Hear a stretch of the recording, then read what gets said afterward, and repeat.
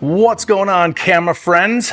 Welcome back to the channel, or if it's your first time here, welcome to the channel. Thank you so much for clicking on this video. I truly appreciate it.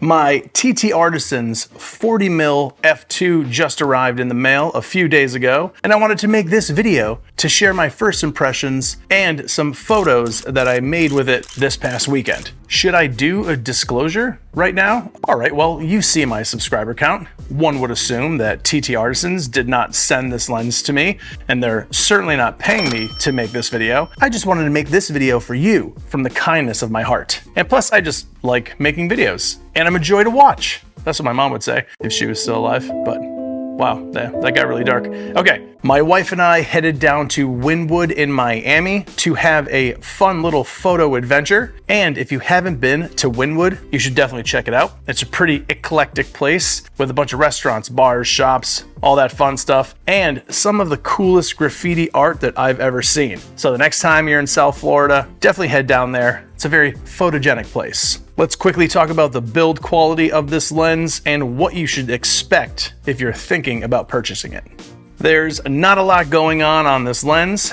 It's got aperture and focus rings, and that's about it. To be fair, the dampening of the focus ring feels really good, and the aperture ring is satisfyingly clickable, which is totally fine for photos. Not so much for videos, especially if you're gonna change your aperture during shooting, because you're definitely gonna hear that if you have an onboard microphone.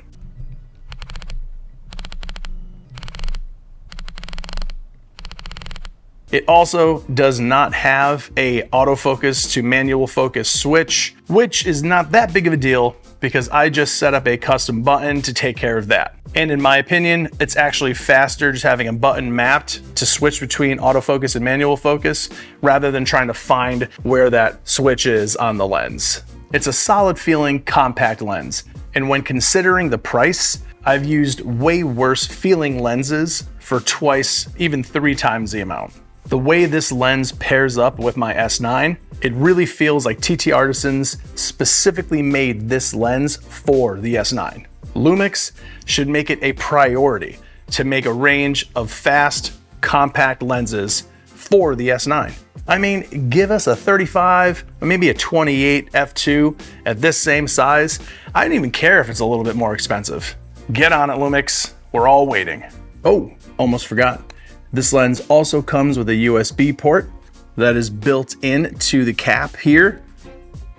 So any firmware updates that you need to make, that's how you do it. Also a thing to pay attention to, the pins in the cap line up in a certain way. So make sure that those pins are in the right spot before you try to plug it in, obviously, because you'll know right away if it's not plugged in right. Let's take a look at some photos so I can show you the magic sauce of the TTArtisans 40mm. The magic sauce. Originally, at this point in the video, I was gonna jump into Lightroom and show you some edits and blah, blah, blah, but that tends to drag a little bit. But if you wanna see that kind of video, let me know in the comments. I'll be happy to make it. Instead, I'll just show you some of my favorite shots and very quickly go over what it was like shooting with this lens and editing the results. The S9 already has a great sensor in it, and the raw files retained all of the light and color information that you would expect.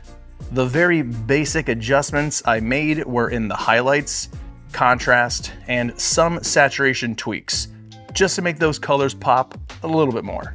The autofocus system in the S9 is accurate and reliable. However, when you're capturing street and environment type photos, we tend to rely less on the autofocus and just toss that thing into manual.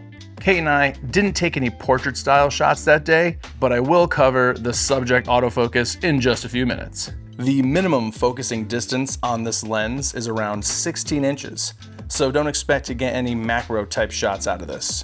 Like I said earlier, this lens is made for the S9. It was enjoyable to use, and I'm pretty sure that it'll be living on my camera for quite some time. And here we are in the warm glow of the autumn sun. Yeah, we're on the TTArtisans right now on my S1 II. And how's that autofocus? How's it looking? The only thing that you will notice is the autofocus motors are a bit noisy. It's not that bad, but it's something to think about. I'm gonna do the thing. Huh? I've been looking. Is this ridiculous? One more time. That's so stupid. All right. Maybe that wasn't the best way to show you the video autofocus performance for that lens. I left it in here anyway because you gotta show the good with the bad. You know what I'm saying? Right? No shills here, sir. No. So what did we learn today? This lens, pretty darn good for the price. It's stronger on the photo side, but in the right situations and with the right person who knows what they're doing, the video performance is serviceable. And I think that pretty much wraps this video up. Leave me a comment below letting me know how incredible this review was, and if you really do feel that way, you might as well subscribe too. Thanks for watching, I totally appreciate it, and if you're bored, check out one of these videos right here on the screen. Just hop over and watch one of those too. All right, we'll see you in the next one. Bye.